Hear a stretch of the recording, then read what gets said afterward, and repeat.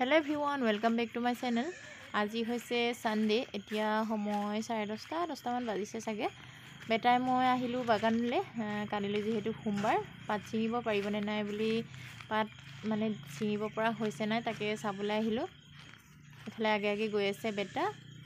আমাৰ পথাৰ হাল বোৱাই হোৱা নাই। এইটো ভিডিঅ' মই কেতিয়া দিব পাৰিম ঠিক নাই।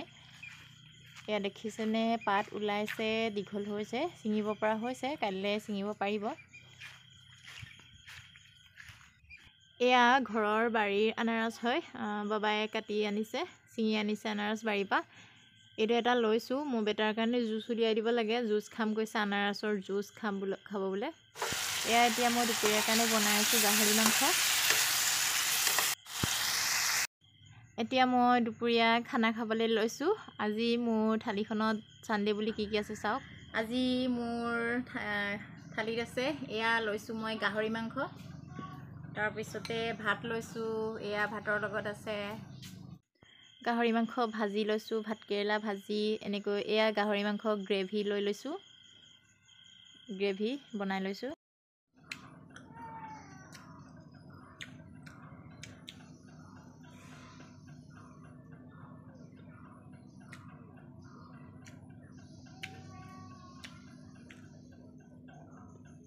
ভাজি